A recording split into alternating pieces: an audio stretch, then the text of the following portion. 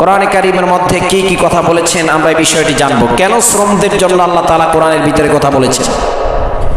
উপস্থিত মুসলিম ইকরাম, আল্লাহ রাব্বুল আলামিন এই সুন্দর একটি পৃথিবীর জীবন আমাদেরকে দান করেছে কি করে নাই?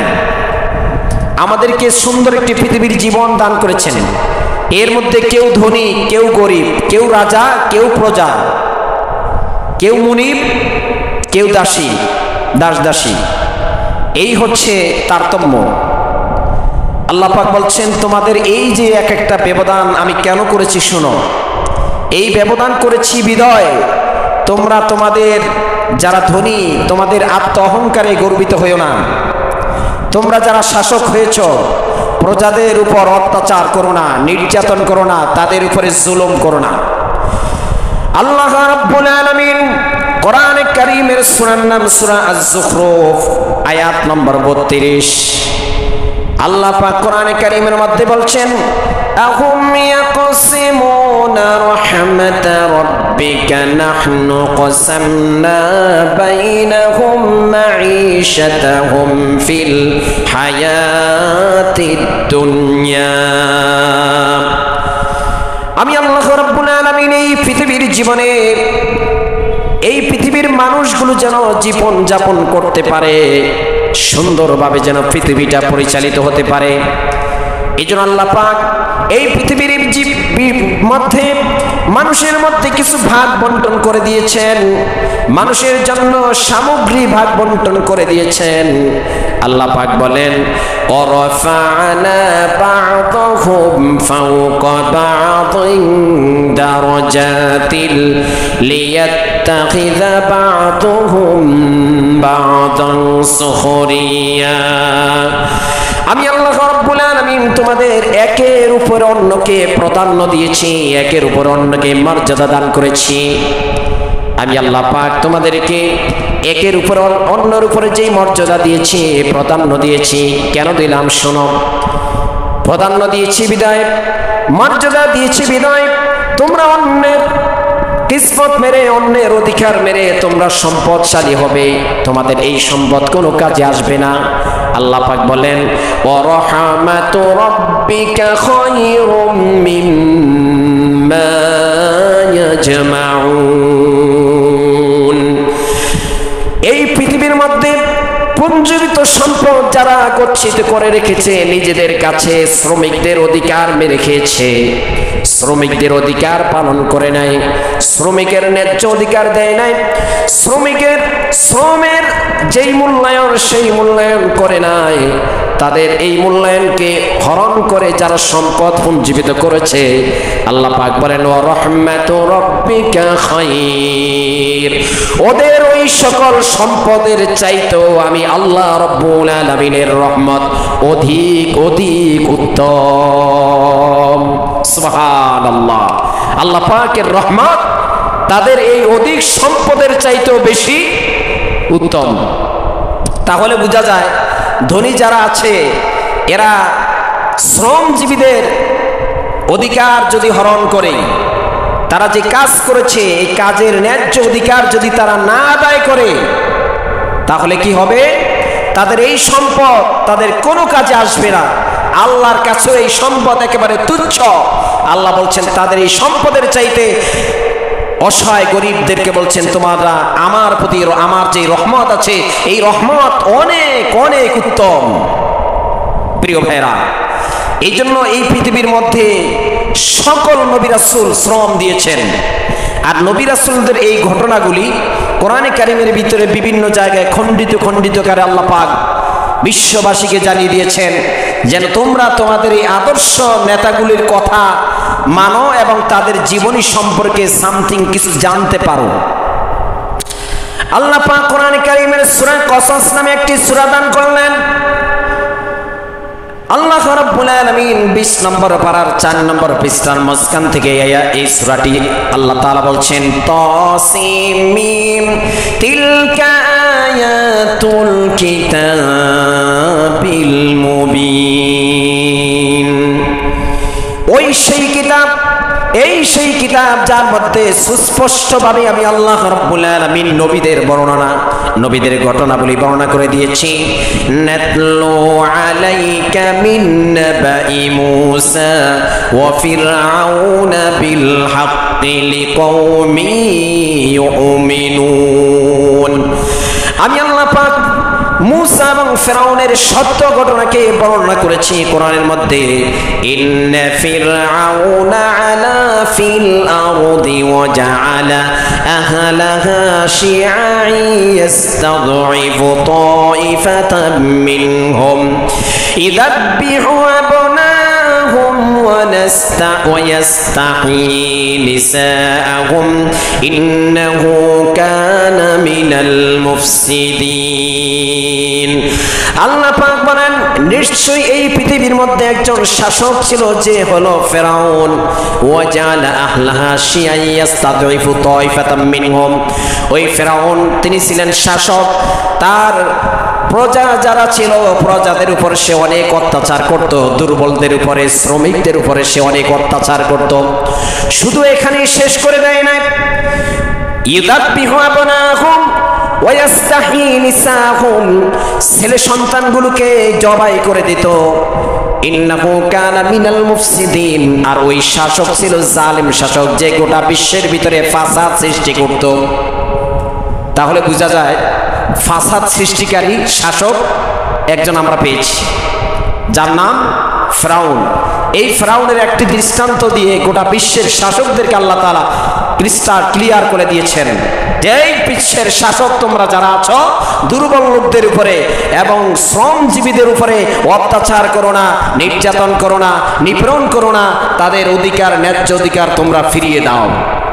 সুবহানাল্লাহ বলবেন না? দেখেন আল্লাহ তাআলা এক একটি করে খুব সুন্দর করে এইভাবে আল্লাহ তাআলা বর্ণনা করতেছেন। আর এই ফিরআউনের এই অত্যাচারী শাসকের মাধ্যমে গোটা পৃথিবীর যত অত্যাচারী শাসক আছে তাদেরকে আল্লাহ তাআলা এই সৃষ্টির তাদেরকে আল্লাহ রাব্বুল আলামিন সতর্ক করে দিতে যাচ্ছেন যে খবরদার এই ফিরআউনের মতো তোমরাও করো না, কারণ শ্রমজীবী লোক তোমাদের অতি আপনজন। সুবহানাল্লাহ। প্রিয় ভাইরা আমার, এই জন্য এই পৃথিবীর মধ্যে সকল নবী রাসূলরাই শ্রম দিয়েছেন। মূসা আলাইহিস সালাতু ওয়াস সালাম তিনি শ্রম দিয়েছেন, যেমনি ভাবে তিনি শ্রম দিয়েছেন এই কথাটি কোরআন কারীমের সূরার নাম সূরা আল কাসাস আয়াত নম্বর 27। আল্লাহ তাআলা শুআয়ব আলাইহিস সালাতু ওয়াস সালামের একটি ঘটনা এখানে বর্ণনা করেছেন। আল্লাহ পাক বলেন, ক্বালা ইন্নী উরিদু আন উনকিহাকা ইহদা বুনাতাইয়া হাতাইনি আলা আন তা'জুরনি থামানিয়া হিজাজ ফাইন তামামতা আশরান ফামিন ইনদি ওয়া মা উরিদু আন আশুক্কা আলাইকা সাতাজিদুনি ইনশা আল্লাহু মিনাস সালিহিন। আল্লাহ পাক বলেন, এই পৃথিবীর মধ্যে হযরত শুআয়ব আলাইহিস সালাতু ওয়াস সালাম তিনি একজন নবী ছিলেন। তার দুটি কন্যা ছিল। একটি কন্যা তিনি বিবাহ দিবেন হযরত মূসার কাছে। মূসাকে শর্ত দিলেন, মূসা তুমি যদি আমার কাছে 8 বছর যাবত যদি তুমি আমার কাছে আমার কর্মচারী হিসাবে আমার কাছে যদি তুমি কাজ করো, তাহলে সেটা তুমি তোমার কাছে আমার একজন মেয়ে বিয়ের বিবাহ দান করব। আর যদি 8 বছরের চাইতেও যদি আরো অধিক যাও, 10 বছর পর্যন্ত যাও, সেটা তোমার ইচ্ছা। চুক্তি হলো কয় বছর? 8 বছর। কিন্তু তারপরে বলছেন ফাইন আতমামতা আশরান ফামিন ইনদিক, যদি তুমি 10 বছর পুরা করো, ওয়ামা উরিদু আন আশুক্কা আলাই, সেটা তোমার ইচ্ছা। সাতাজিদুনি ইনশাআল্লাহু মিনাস সালিহিন, আল্লাহ যদি চাহে যদি তুমি করো সেটা তোমার ইচ্ছা।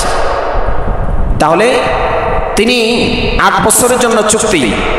এই 8 বছর পর্যন্ত যদি কাজ করে তাহলে তার কাছে কি একজন মেয়ে বিবাহ দিতে চায় কে? শুআয়ব আলাইহিস সালাতু ওয়াস সালাম। তাহলে মূসা আলাইহিস সালাম তিনিও একজন নবী, তিনি কি করেছেন? শ্রম দিয়েছেন। তার শ্রম তিনি 8 বছর ঠিকই পালন করেছেন। অবশেষে তার কাছে তার একজন মেয়েও বিবাহ দান করেছে। তার মানে তার ওয়াদা মতো সেই ওয়াদা সে পূর্ণ করেছে। এবার সে যদি আরো থাকতে চায় সেটা তার ইচ্ছা। কিন্তু আমাদের সমাজে দেখা যায় যে একজন শ্রমিকের সাথে একটা বিষয় নিয়ে চুক্তি হলো যে তুমি আমার এই কাজটা করো, তোমাকে আমি 10,000 টাকা দিব। কিন্তু কাজটা করার পরে 5,000 টাকা দিলাম, আর 5,000 টাকা দেওয়ার জন্য সারাদিন ঘুরা পাক খাচ্ছে এবং তাকে লোভ দেখিয়ে কাজ করা শেষ করেছে, কিন্তু তার শ্রমের যে অধিকার সেটা আর দেওয়া হয় না, ঘুরামারি করে। এই যে হ্যাঁ, এই হচ্ছে বিষয়। আবার অনেক সময় দেখা যায় শ্রমিক মালিককে ফাঁকি দেয়। শ্রমিক কি করে? মালিককে ফাঁকি দেয়। যদি দৈনন্দিন কাজ করে দেখা যায় সেখানে তার কন্ট্রাক্টের কাজের সময় যেভাবে সে আন্তরিকতার সাথে খুব দ্রুত তাড়াহুড়া করে কাজ শেষ করে, সে যখন দৈনন্দিন কাজে যায় তখন আর সে ওইটা করে না। এই যে একটা লুকোচুরি, ফাঁকিবাজি, এই যে এক সমস্যা বিরাট, এই জন্য আল্লাহ তাআলা শ্রমিকদের সম্পর্কে কোরআন কারীমের ভিতরে এইভাবে বলেছেন। আর আল্লাহর নবী, প্যারা নবী, বিশ্বনবী মুহাম্মদ রাসূলুল্লাহ সাল্লাল্লাহু আলাইহি সাল্লাম তিনি বলেছেন হাদিস শরীফের ভিতরে, হযরত আবু হুরায়রা রাদিয়াল্লাহু তাআলা আনহু থেকে হাদিসটি বর্ণিত, বুখারী শরীফের 2262 নম্বর হাদিস। আন আবি হুরায়রা রাদিয়াল্লাহু তাআলা আনহু আনিন নবী সাল্লাল্লাহু আলাইহি সাল্লাম, আল্লাহর নবীর সবচেয়ে বড় একজন সাহাবী আবু হুরায়রা রাদিয়াল্লাহু তাআলা আনহু তিনি বলেন, নবী করিম সাল্লাল্লাহু আলাইহি ওয়াসাল্লাম তিনি বলেছেন, ক্বালা মা বাআতাল্লাহু নাবিয়ান ইল্লা রাইয়ান, আল্লাহর নবী বলেছেন এই পৃথিবীর মধ্যে এমন কোন নবী নাই যেই নবী রাখাল ছিল না, যেই নবী ছাগল পালন করে নাই, এমন কোন নবী নাই। সাহাবা আজমাইন বললেন ইল্লা রাইয়াল গানাম, ফাকাল আসহাবুহু, সাহাবীরা বললেন ইয়া রাসূলুল্লাহ ওয়া আনতা, আপনিও কি রাখাল ছিলেন? বিশ্বনবী বলেছেন ফাকালা নাম, হ্যাঁ আমি নিজেও রাখাল ছিলাম। বিশ্বনবী নিজেও ছাগল পালছেন, রাখাল ছিল, দুম্বা, ওট, এই সকল এগুলো তিনি নিজেও কি করেছেন? চড়িয়েছেন। কুনতু আরআহা আলা কারাতিন লি আহলি মক্কা, বিশ্বনবী বলেছেন আমি এক রাতের বিনিময়ে মক্কাবাসীর ছাগল চড়াতাম। তাহলে বোঝা যায় বিশ্বনবী নিজেও শ্রম দিয়েছেন। আজকে আমাদের সমাজে দেখা যায় বহু আলেম ওলামা, পীর বুজুর্গ, মাশায়েখ যারা খানকা নিয়ে বসে আছে, কাজ করে না। আছে না নাই? কথা বলেন, আছে না নাই? দেখা যায় বিশ্বনবীর আদর্শ, তিনি নিজেও শ্রম দিয়েছেন। একজন নবী যদি তিনি নিজে রাখাল হতে পারেন, তিনি নিজে যদি ছাগল চালাতে পারেন, কিসের জন্য? বিষ্ণু বলেছেন আলা কর রিয়াতিন ইল্লা লি আহলি মক্কা, মক্কাবাসীদের কাছে ছাগল চড়াতাম কিরাতের বিনিময়ে, তার মানে উপার্জনের বিনিময়ে তিনি কি করতেন? ছাগল চড়াতেন। মানে ছাগল চড়ালে তাকে কিছু দেওয়া হতো, তার মানে কি তিনি একজন শ্রম দিয়েছেন, শ্রমজীবী ছিলেন। কিন্তু এখন আমরা হুজুররা মসজিদের ভিতরে বসে থাকবো, হাদিয়া তোহফা সিদ্ধি এনে দিবে, আর ইসলামের জন্য বড় বড় কথা বলবো, শ্রম দিতে চাই না। গত সপ্তাহে কিছু ইঙ্গিত দিয়েছিল যে সকল নবীরাই তাদের পেশা ছিল ভিন্ন ভিন্ন, কিন্তু নেশা ছিল এক। স্মরণ আছে সবার?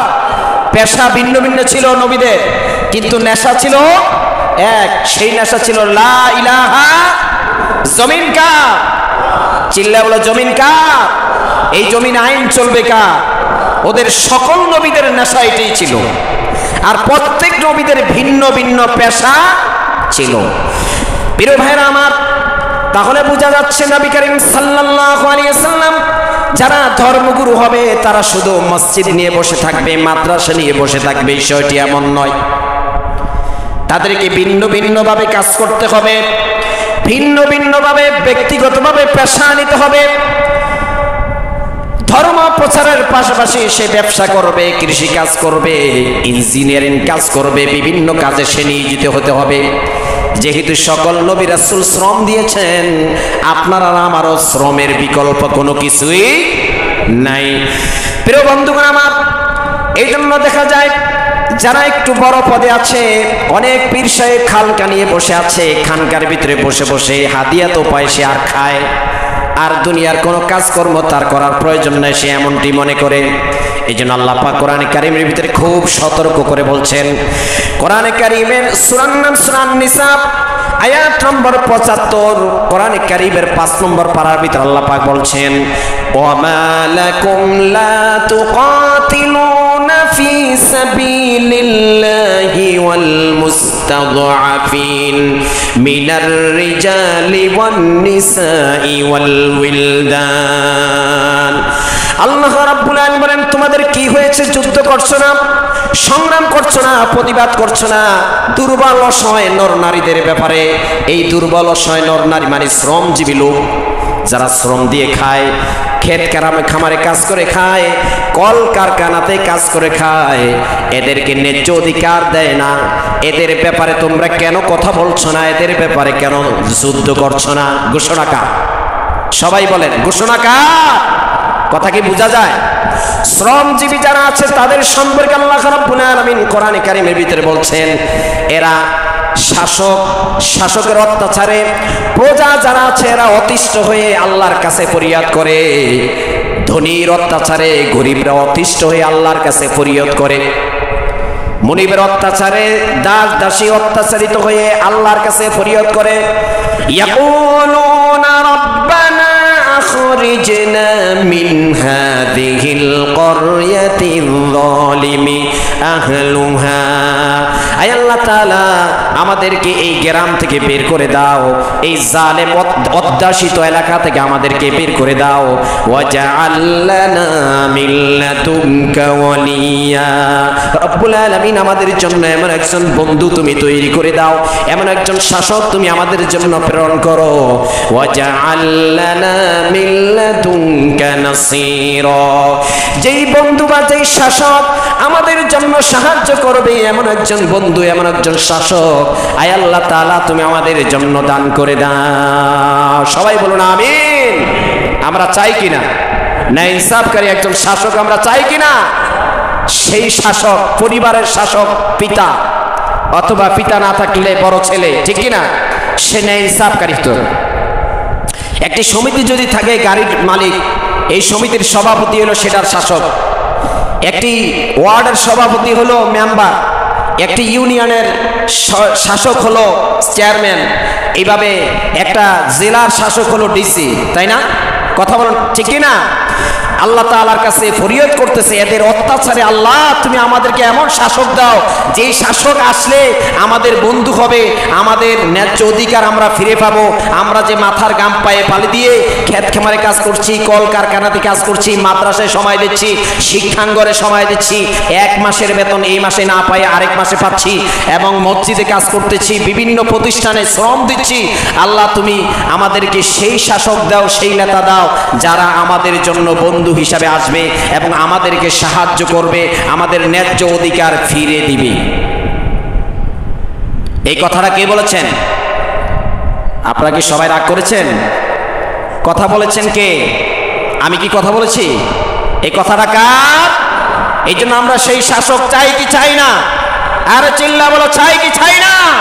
এই জন্য আমাদের আমানত, ভোটের আমানতগুলো আমরা এমন শাসককে দিব যেই শাসক আমাদের অধিকার ফিরে দেবে এবং আল্লাহর দ্বীন কায়েম করবে, এমন লোককেই আমরা আমাদের অধিকারটা দিব, ঠিক কি না? সম্মানিত দ্বীনী ভাইয়েরা, সময় সংকীর্ণতা, আলোচনা অনেক, এই জন্য আমরা সব আলোচনা শেষ করতে পারতেছি না। একটু মনোযোগ সহকারে শুনুন। এতক্ষণ পর্যন্ত আমরা কোরআনের সামান্য কিছু আলোচনা শুনলাম, এবার হাদিস শরীফ থেকে ধারাবাহিক কিছু আলোচনা শুনছি। আল্লাহর নবী, প্যারা নবী